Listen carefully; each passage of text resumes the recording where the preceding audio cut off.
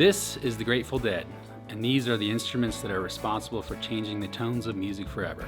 And this is Nate Bidner, one of the guys responsible for bringing that gear to everyday musicians.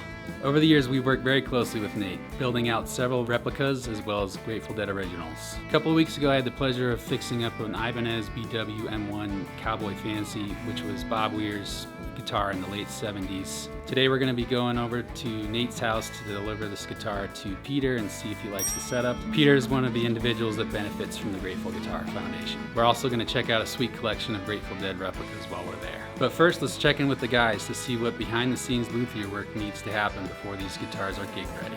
This is Christian from Colfax Guitar Shop. If you haven't subscribed, subscribe right now. All right, what is going on, guys? My name is Nick. This is your first introduction to me on the channel. I'm the new camera guy here at Colfax Guitar Shop here in Denver, Colorado. Christian is actually gonna take us to meet somebody very special that worked on some of the guitars that you're about to see later in this video. Without further ado, I think we have a new luthier to meet. Yeah, we gotta meet Nils Baris. Boom. Hi, I'm Nils. What were some of the guitars that you worked on as far as like the replicas and some of the guitars that we're gonna see later today? What did you do to them to make them playable for a gig, and kind of like what was the whole process like as far as working on them? So I worked on the 2681, which is the double cut Ibanez with like the natural finish. I did like custom control cavity and had to do, it has a really interesting knob layout. It looks kind of like a pentagram.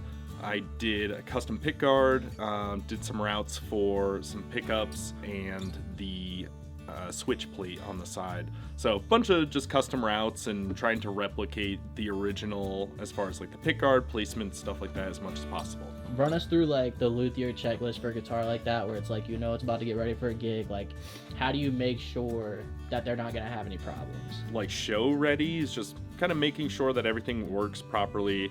The setup is for the person playing it. I know a lot of these guitars, multiple people are playing it, so most of the time we kind of do like a general setup, stuff like that. Strings, I know Nate specifically, he'll like change strings before shows and stuff like that. But I think more so the checklist for getting these things accurate, I guess. So like era correct and looking accurate. Most of the time Nate will just send pictures and I'll get 3 to 5 pictures, different angles, and yeah, just do my best to really visually match it. And then as far as the workings of it, kind of getting that to match, we sort of sit down afterwards, and Nate's just a wealth of knowledge on that stuff, so he actually makes it super easy for us. So I mean, with something like that, like again, I like the fabricating aspect. I'm making like custom templates and stuff like that. Just this is a different, this is for a Cyclone. But I'll just like make my own pickup templates, pick guard templates. They're super fun. They're super unique. It's actually been some of my, I guess, just most exciting projects and the ones I want to work on. They always have some wild like control or like different configuration. Which guitar do you think was harder to work on, yours or the Ibanez that Christian was working on? What'd you do on the Ibanez? He brought it in for electronics. Basically, the middle pickup was out of phase. He, had 2 humbuckers and a middle pickup that was a single coil kind of Strat size pickup. All 3 were DiMarzios. It wasn't a reverse wound, so the middle pickup was out of phase. So rather than being a simple fix, I had to remove all the pickups because it was a vintage old one. It had been spliced, so somebody cut the wires really short at the base of the pickup, extended them, and rather than extend everything through, they left the series parallel to the 2 black and white wires, cinched off right at the base of the pickup. Basically, I had to reverse the hot and ground to get it back out of in phase again. I had to take all the pickups out to do that. Very, very frustrating, tedious thing for something that normally would take 5 minutes, turn into a full rewire. So I got that figured out, and then I realized that the bridge pickup was defective. Everything was checking out fine as far as the output and everything, but it just had this significant hum, which it shouldn't, way more than it should have. So I wired that straight to a jack, still same thing. Basically, the conclusion there was that it had to be replaced. It was defective, which Peter was pretty bummed about. That was a vintage DiMarzio that he spent a lot of money on, so he's probably gonna get that rewound, but I ended up putting a different DiMarzio back in there for him. That solved that hum problem on the bridge pickup, and then the out of phase thing was figured out. And then I just looking it over, it wasn't something he brought up at all. I noticed there's a ton of fret wear, so I did a fret level on it and set it up for him. The nut was also really high, so I filed the nut slots down. Bit of a unique setup on there too, because he's doing a bit of slide as well, so you can't go too low on the action when you're playing slide like that. Is it time to go check it out? Let's check it out and see what he says. So long story short, his was the harder one to work on. So.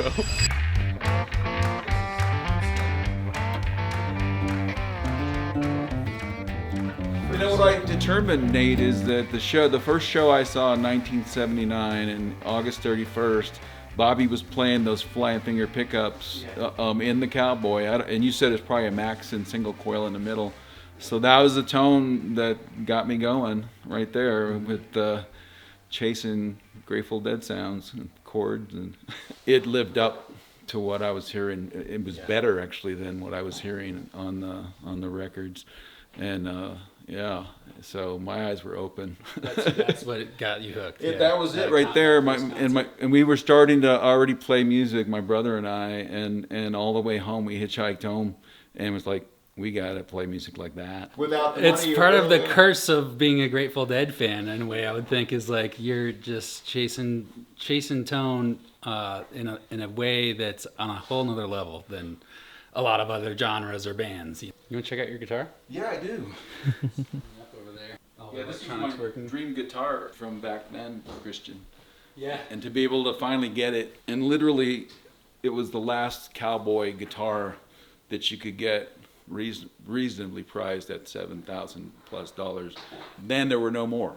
So this is the only one that was available like 3 years ago. There's been a couple since, but they've been like 5,000 more. People are trying to get like 12,000 for them, and I have no idea what somebody's going to try to sell them for now that Bobby's passed on to the other side. Right. But this was the guitar he was playing, identical copy of by Ibanez, of the custom-made guitar they made for him in 1975, right, Nate? 75. And it went through all the different changes, and then they decided to release a special release. 30 of them came out in 2005, and then 30 more came out in 2016. The first time I got to play one of these was thanks to Nate. There's a photograph, and I've just got this look on my face, like, of complete satisfaction. I'm smiling, my eyes are closed, I'm smiling, it's like...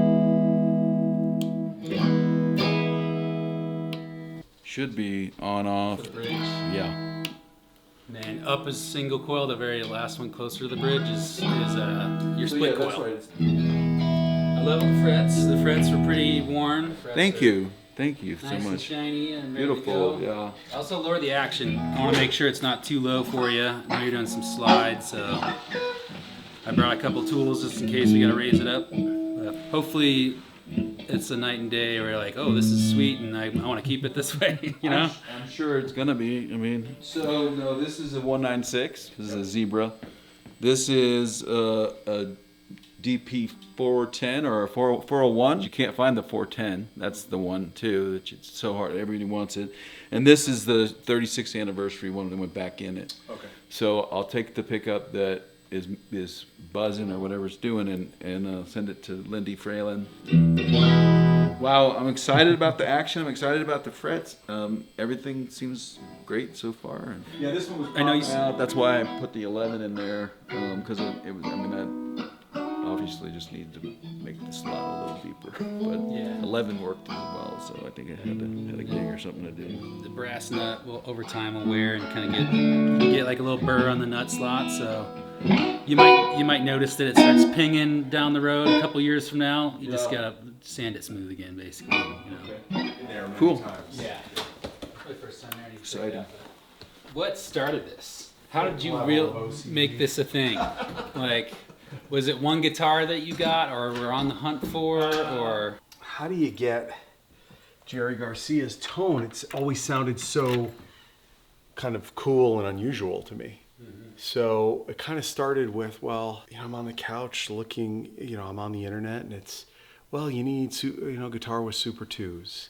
And then, I found one of those, okay? I found this company called Eastwood that was making kind of replica guitars, bought and affordably. So I ordered one of those. Well, of course, when you have the guitar, you've got to have the amp next and the right speakers next and the right preamp, the right effects. And I think within like 2 weeks, I just had boxes and boxes of stuff. And then it was like, well, this guitar is good, but what would an even better one sound like? The snowball started going when I was like, well, what would Weir's tone sound like? Like, how do you get that? And that's even more unusual and interesting. And, then pretty soon this is sort of what happened. So it started as you chasing a sound for yourself as a player, right? Totally. And then it kind of morphed into like, I figured out the pieces of the puzzle, and I'm not the only one trying to unsolve this whole mystery. And you're a guide for people along the way. Yes, in some cases. You've gone through the maze and you know how to get through it. Yeah, I guess in some ways. It really just came from wanting to play more and wanting to be inspired. And I felt like if I had those tones in my hand, I'd want to play. And I'd want to try and play better and try and achieve the same types of not only tones, but notes and all of that. It just really started with a desire to kind of kickstart my playing more than anything.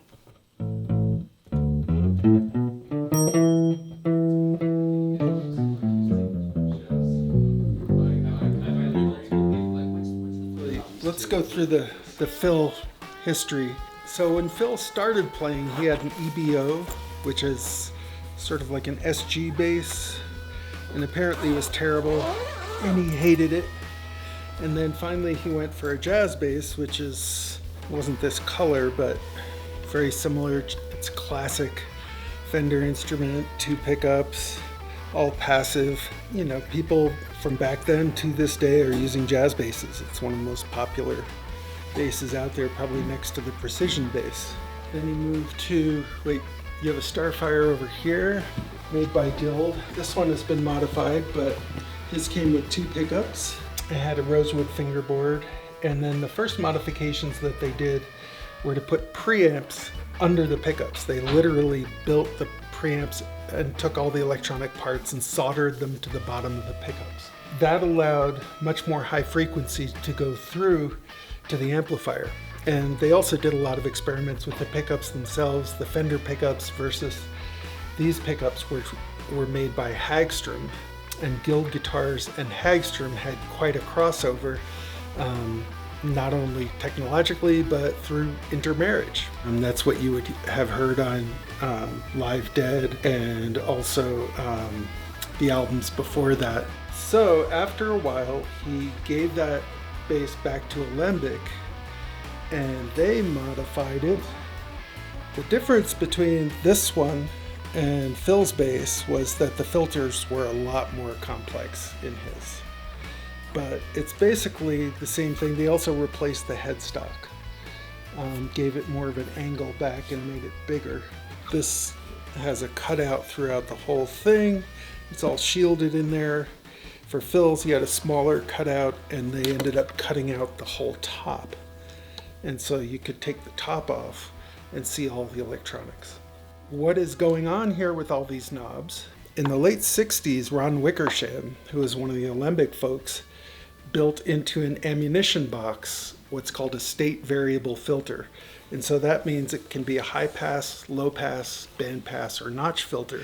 It's not just like a bass, treble, mid-range kind of arrangement. It's much more versatile than that. While Alembic had that bass, he started using another Gibson, but this one was modified.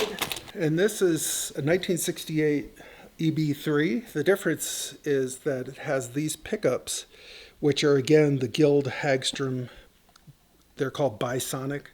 Everybody thinks that they're a humbucker because they've got these 2 rows, but they're actually a single coil, and these screws adjust the pole piece height. So while he was playing this, they were modifying his Starfire into the big brown with all the filters, and he played that from mid to end 71 until mid 74.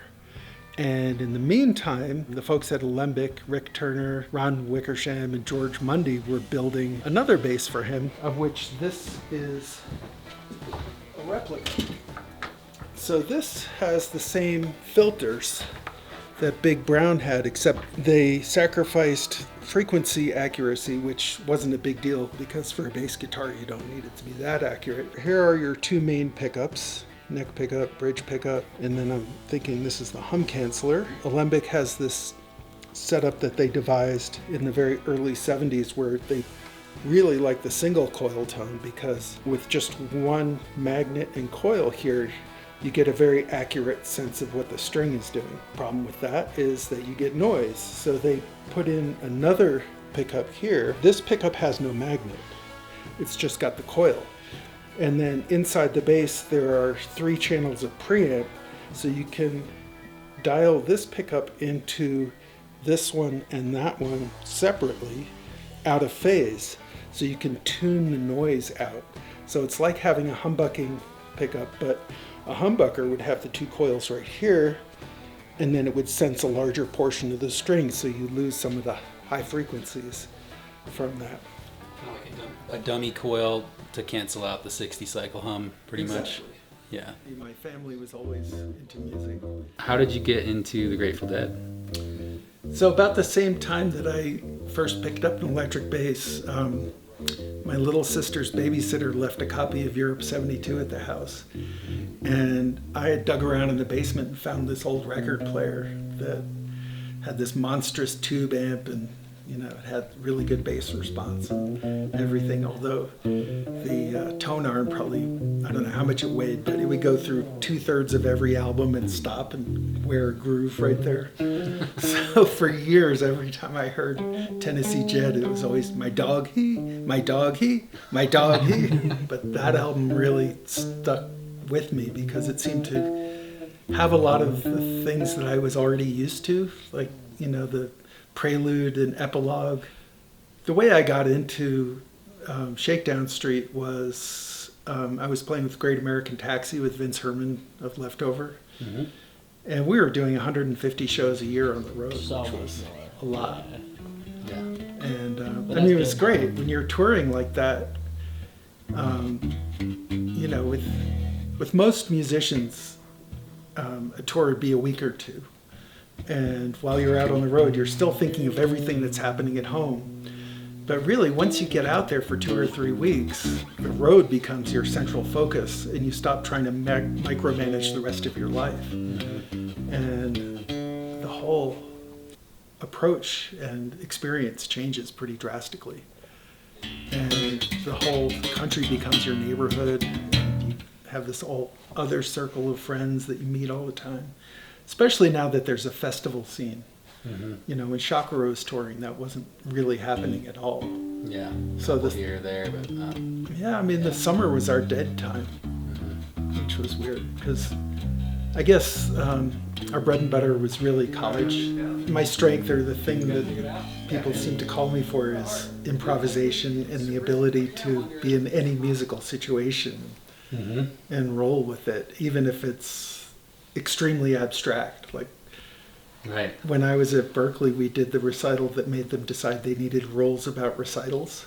A lot of things, like I'd go into musical situations and, they put a piece of paper on the music stand and it's not notes. It's like drawings of clouds or, things like that. Yeah. Any advice for future generations that want to get into music? Be sure that that's what you really want to do. When I was going to Berkeley, I was hanging out with some friends, and I guess you could call it jazz curious. So I wasn't fully into it. I didn't understand it. And I was at a friend's apartment, and he put on this John Coltrane cut of a live version of My Favorite Things. And I started listening to it, and I'm like, oh, this is just like Eyes of the World in terms of like the way they're spinning out a story and the arc of things and the way that McCoy Tyner plays behind Coltrane. It's the same language. The name of the album, which I highly recommend, is called Selflessness. And I thought, oh, that's cool. It just means that he gets up there on stage and has no ego and no self. But as I've gone through the years, the other aspect of selflessness is all of the things that you give up to do this. So, you know, when I was turning 30 and my friends were having kids and buying houses, I was still living like a student in cheap apartments and scrounging to get by and having great experiences, but it's not really a glamorous lifestyle. And you have to really love it. Those moments of musical expression and satisfaction have to feed you more than food does or things like that. So a different table pot. Okay.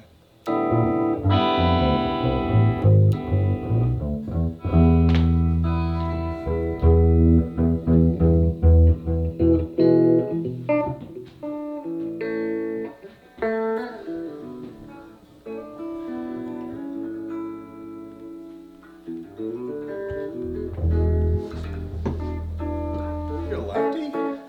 Yeah. Oh, wow. I tried to play righty for about a month and was like, no way. And then I started working on guitars and I work on righties all day, so I learned how to play upside down a bit. Which Dick Dale played lefty upside down. Eric Gale's the new guy that does. Hendrix. Elizabeth Cotton. Hendrix didn't play upside down. He just played the strings were still lefty. But yes.